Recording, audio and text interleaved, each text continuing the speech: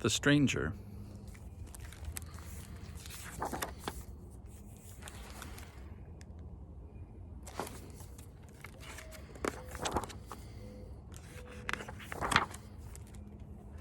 It was the time of year Farmer Bailey liked best, when summer turned to fall. He whistled as he drove along. A cool breeze blew across his face, through the truck's open window. Then it happened. There was a loud thump. Mr. Bailey jammed on his brakes. Oh no, he thought, I've hit a deer.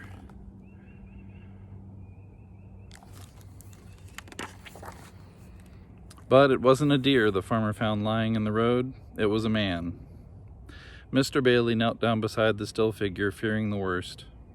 Then suddenly the man opened his eyes. He looked up with terror and jumped to his feet. He tried to run off, lost his balance, and fell down. He got up again, but this time the farmer took his arm and helped him to the truck.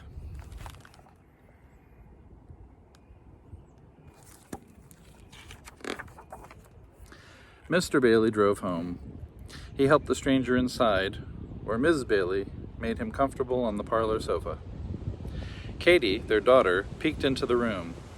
The man on the sofa was dressed in odd, rough leather clothing. She heard her father whisper, "Must be some kind of hermit, sort of fella who lives alone in the woods." The stranger didn't seem to understand the questions Mr. Bailey asked him. "I don't think," whispered Mrs. Bailey, "he knows how to talk."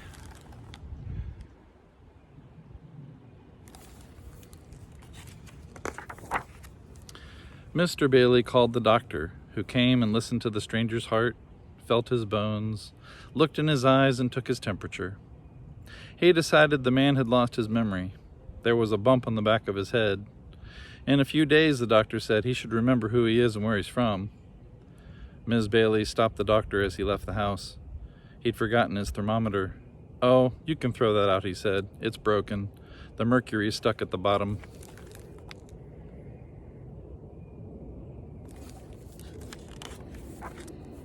Mr. Bailey lent the stranger some clean clothes.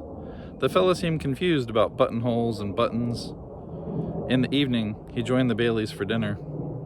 The steam that rose from the hot food fascinated him. He watched Katie take a spoonful of soup and blow gently across it. Then he did exactly the same. Ms. Bailey shivered. "Brr," she said, "there's a draft in here tonight."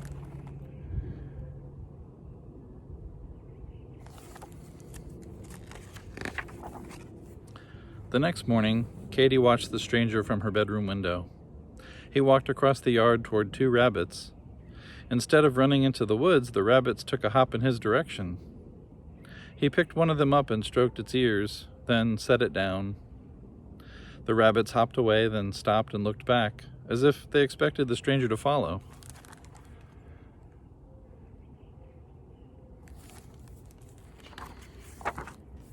When Katie's father went into the fields that day, the stranger shyly tagged along. Mr. Bailey gave him a pitchfork, and with a little practice, he learned to use it well. They worked hard. Occasionally, Mr. Bailey would have to stop and rest, but the stranger never tired. He didn't even sweat.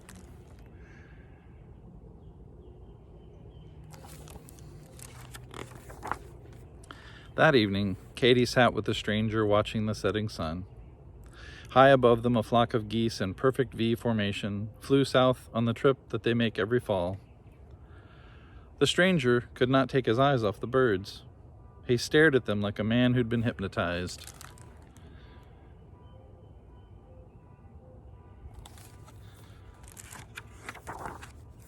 Two weeks passed, and the stranger still could not remember who he was. But the Baileys didn't mind. They liked having the stranger around. He'd become one of the family. Day by day, he'd grown less timid. "He seems so happy to be around us," Mr. Bailey said to his wife. "It's hard to believe he's a hermit."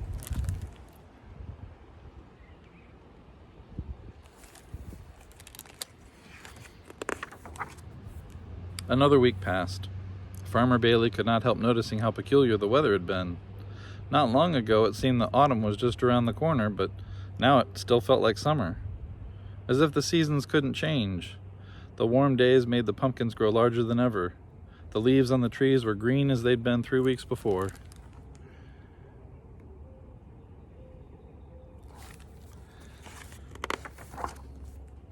One day the stranger climbed the highest hill on the Bailey farm.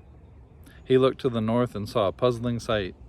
The trees in the distance were bright red and orange, but the trees to the south, like those round the Baileys, were nothing but shades of green. They seemed so drab and ugly to the stranger. It would be much better, he thought, if all the trees could be red and orange.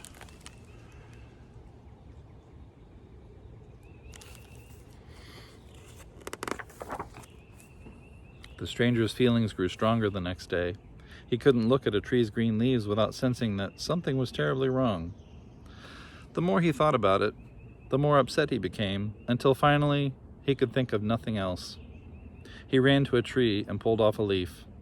He held it in a trembling hand, and without thinking, blew on it with all his might.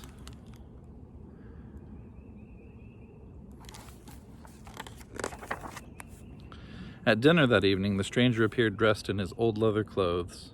By the tears in his eyes, the Baileys could tell that their friend had decided to leave.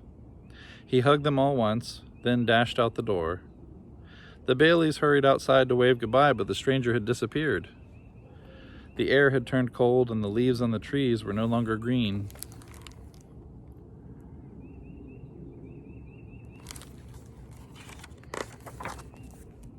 Every autumn since the stranger's visit, the same thing happens at the Baileys' farm. The trees that surround it stay green for a week after the trees to the north have turned. Then, overnight, they change their color to the brightest of any tree around. And etched in frost on the farmhouse windows are words that say simply, "See you next fall."